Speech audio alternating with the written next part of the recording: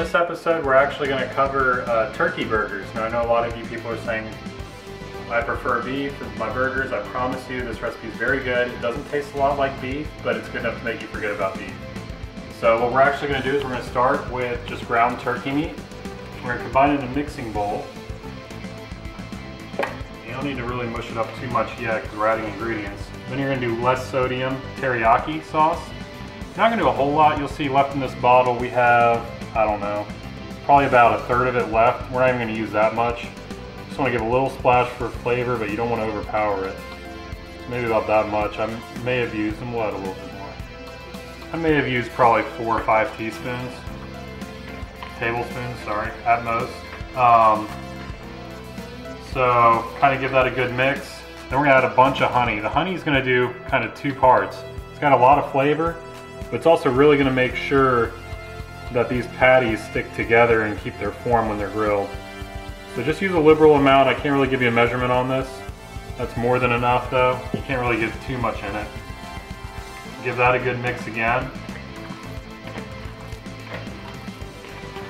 Okay, and then finally we're going to add a little bit of Montreal steak seasoning. Not too much at this point because we're still going to mix it in, but just enough to kind of soak in that moisture. So you'll see I just kind of sprinkled a little bit on there. So what you're going to do is you're going to continue to mix this till all the ingredients are completely, thoroughly mixed within every bite.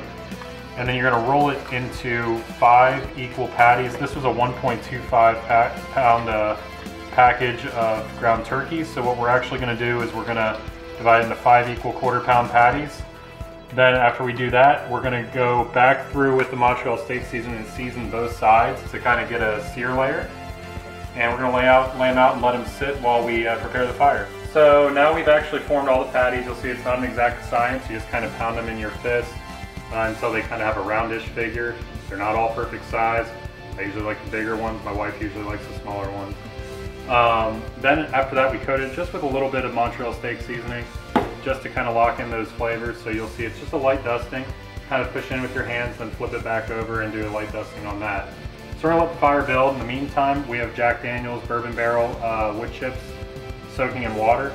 That's what we use for our smoke tonight. I really use this because the rest of this is so like honey teriyaki that I'm trying to add a little bit of a burger element to it. That's kind of what explains the steak seasoning as well as the bourbon barrel. You could use apple, cherry, pecan, maple, a lighter flavor that complements poultry better. It'll taste equally as good, but it may not taste as burgerish. So what we're gonna do is we're gonna let these all sit, and then we're gonna go out on the grill when it's about 350 to 400. We're gonna have the wood chips in, and then we're just gonna kind of cook it at that lower temperature. We're really not looking for a char here because it will burn pretty quickly. All right, so the grill's actually up to about 650, so it's more than hot enough, but the good news is it'll come back down quickly when we put wood chips on. So we're actually gonna open it up. And we're just gonna put the wood chips in there, scatter them kind of all throughout. And then we're basically gonna cook the burgers at about 2.5 minutes per side. Maybe less than that because this grill is hot. We're just gonna put it directly on. You'll notice I just have the grill grate on the fire ring. And about probably a medium amount of charcoal. Not too much, but definitely enough to get a good fire going. Now, you're gonna notice it's gonna be smoking pretty quickly. So what we're gonna do is we're gonna close the dampers a little bit to lock in a lot of that smoke. And also to drop that temperature back down to a controllable amount. We don't want the fire to overcook the burgers too quickly. So we're gonna check on this in about 2 minutes, flip it over, give it another 2 minutes. And then once we do that second flip, we're gonna close off the dampers, but we're gonna put the cheese on, just to smoke that cheese a little bit. So now we're able to drop it down to 350 that quickly. So it's probably ready to flip.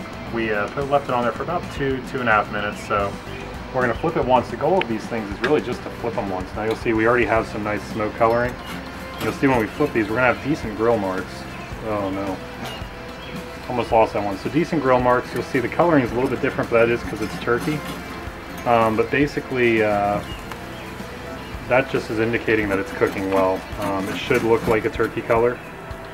The goal is not to make this thing look like a burger, or taste like a burger really, but the goal is really just to make you not miss that burger. So that guy's a little bit more done. We'll move him off the hot spot.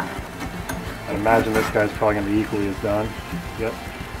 So you just want to kind of shuffle these guys around, find those hotter parts of the grill, make sure that everybody's getting a fair amount of heat.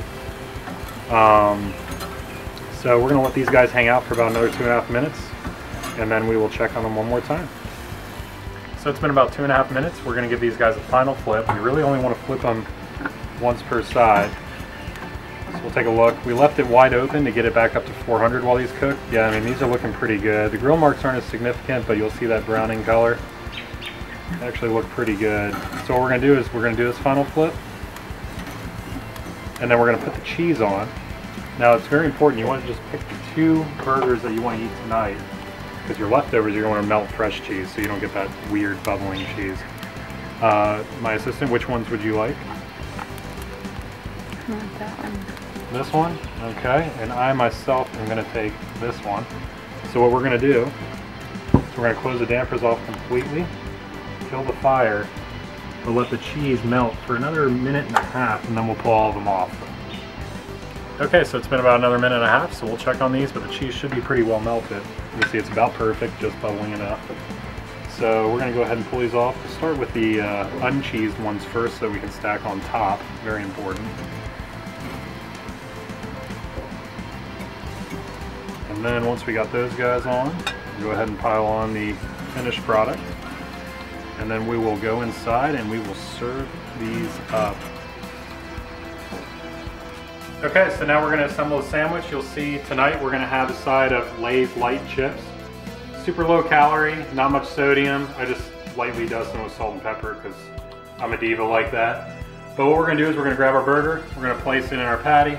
It's been sitting for a few minutes, just cook a little bit longer. If you saw my steak video, you'll see that leaving your meats to sit on the counter a little bit longer to get that extra cooking in really helps with moisture.